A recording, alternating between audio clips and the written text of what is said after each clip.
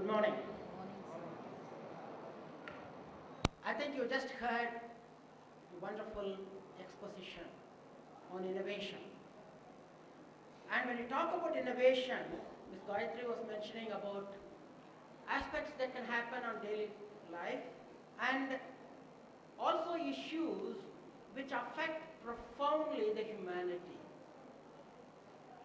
I'm here to talk about science because I've been practicing science for 30 plus years in different capacities. When you look at science, science is how you live basically, okay? And if you are going to look for career, how your science or the knowledge what you gain through the science is going to help you make a career. And I'm glad that this meeting is being organized in a college where the science, arts, commerce and management form the core. 60s were in India and elsewhere dominated by poverty. If you ever go and look at any movie, whether be it made in Bollywood, Tollywood, Collywood, anywood, you would find all the movies, the major running theme would be poverty. Because India was growing, had dream, a young independent nation, but the thing what it lacked was sufficient development and production of food grains. It was 1969-70 when a new variety of wheat was developed in Mexico. I must give in here the brilliance of two individuals. One, C. Subramaniam, C is affectionately called the Bharat Ratna. And he is the one who was instrumental in identifying that variety along with the present, the food in charge, basically, M.S. Swaminathan. They brought huge amount of seeds to India, and then I don't think we'll ever look back. It is 1971, the new planning commission and their initiative which brought the reasonable food, sufficient amount of which we are growing, storing, we are even exporting. That's possible because of the timely action in those days. So it is not only the innovation, but also to identify this innovation has an opportunity and to use that where the science helped. Science can help in creating that innovation, but it is identifying that. So when you look at the prepared mind, I'll give you an example again from science. It was in the late 70s in one of probably the main research centers of the world, the DuPont laboratories. And as you know that DuPont made all his money by manufacturing what Nobel did in the First World War. Large number of explosives. They are known for explosives before. Then they set up, with the money what they did, the Nobel created the Nobel Foundation, whereas the DuPont started the company. In late 60s and early 70s, there is this scientist who was mixing chemical and left it overnight, went home, came back and found that a huge deposit at the bottom of the reaction vessel, which would not dissolve, which will not do anything. He has absolutely no clue what to do with it, because you create a material, you don't know what to do with it, which I'm sure that now everybody can recognize that material is now being sold probably in billions of tons, known as Teflon, polytetrafluoroethylene. One of the most inert material even today doesn't do it, and you go to any supermarket, you would find the Teflon coated vessel which you use for cooking. And nowadays you do even get Teflon fabrics. It's not just the innovation, but you have to have the prepared mind to identify that we have created something new and where we can use it. So science is basically trying to have a prepared mind. Studying science helps you in doing that. Okay? Be prepared for an unexpected. In this connection, I just would like to recall a simple another story, because it's good to tell little stories here and there. It was a year roughly almost 200 years back, 1824, where I'm sure that the student of science have heard of a name called Humphrey Davy. Davy was delivering a lecture in a place called the Royal Institution of Great Britain, which was created in 1796 just to promote science and scientific discussions. We are talking about 200 plus years, people were looking to promote science. And who was completely uneducated, whose job was to bind books. He goes, gets a pass to go and attend the lecture, sits in the last row, very diligently take notes, copies them, fair them, as they call it, binds again, makes 4 volumes on 4 lectures given by Humphrey Davy, and then goes 3-4 times to meet Humphrey Davy. Humphrey Davy was an icon, the man who discovered 13 new elements of the periodic table, including sodium, potassium, every one of them. And finally, Humphrey Davy decides to give an audience to this young guy who was roughly around 25, 28.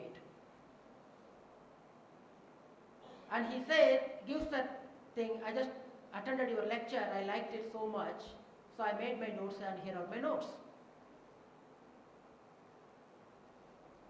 Humphrey Davy was overwhelmed by the enthusiasm, and then he was looking for an assistant, a laboratory assistant, and here this young chap was completely uneducated, who knows how to bind a book. That's about it.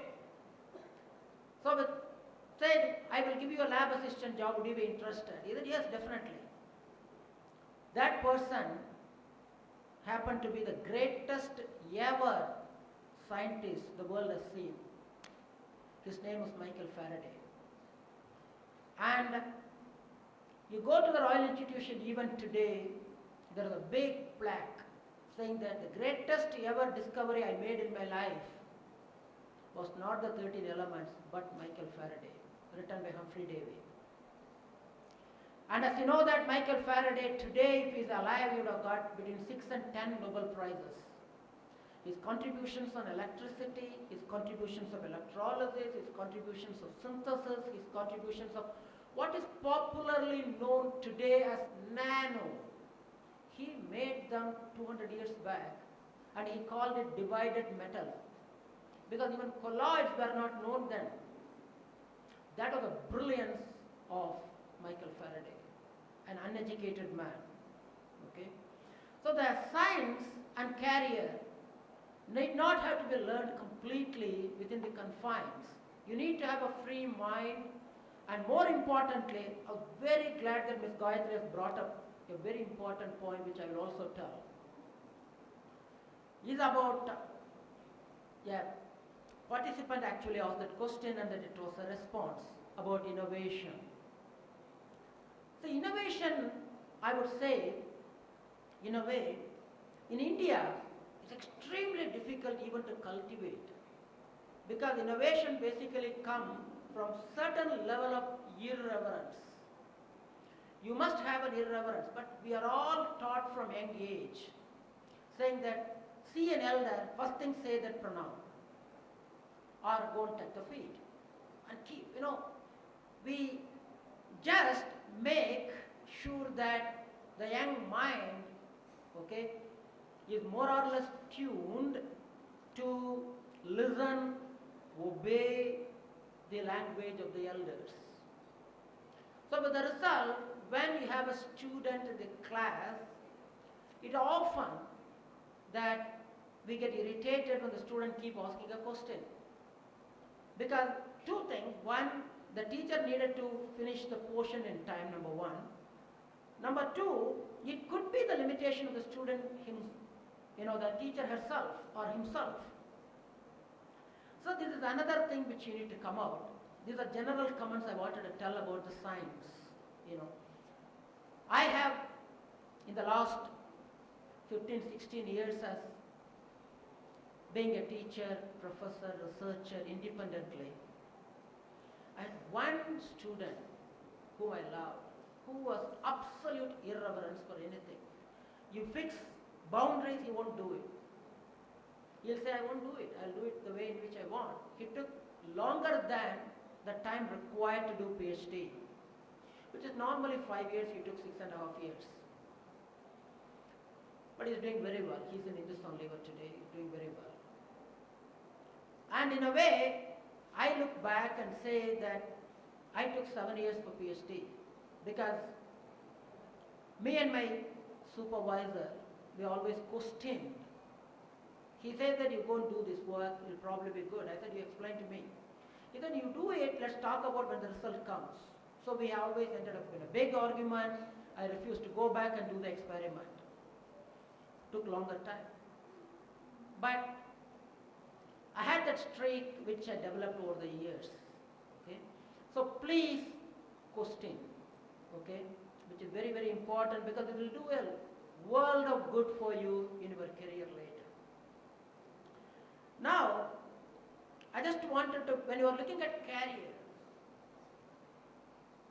see, I find two different things. The industry looking for reasonably good people, they come for campus placement and hire immediately. What they are looking for a pair of hands to help, and at the age of 20, if somebody gets paid 15,000 per month, appears to be a good salary, they say, why don't we take it? And they take. They do it after BSc, they do it after MSc. Doesn't matter what you are majoring in, whether it is zoology, biology, botany, physics, chemistry, mathematics, economics, history, literature, it doesn't really matter. Because what they were looking for, somebody who would understand English, an universal language these days, and who can do some job for them. Is that the kind of career you want to have it? With a science. So what the government of India has done, bit late but never late yet. It's about 7 years, 8 years back, or 10 years, 10 years back, 2000. They started this program called KVPY. It's from the Department of Science and Technology or Ministry of Science and Technology. Kishore Vaigyanik Prosahan Yojana, where they identify a bright young student who is in completed 10th, is in +1, and encourage them to continue in science, and they do get huge amount of money. I really mean huge today. In those days it used to be 2,000 rupees and now I am told that it is 8,000 per month. You do get 5,000 to 8,000 rupees a month at the age of 17 for you to pursue science. Why it is? Mainly because I have nothing against, because morning Kiran Kumar was mentioning about how computers, information has changed the world. It has indeed changed the world. The world has shrunk. The world is extremely small now. What was taking 2 days to reach, now it takes 1 day. And with an information technology, it doesn't even take few minutes. You send a message and immediately you get the message back. And with mobile communication, everything is possible.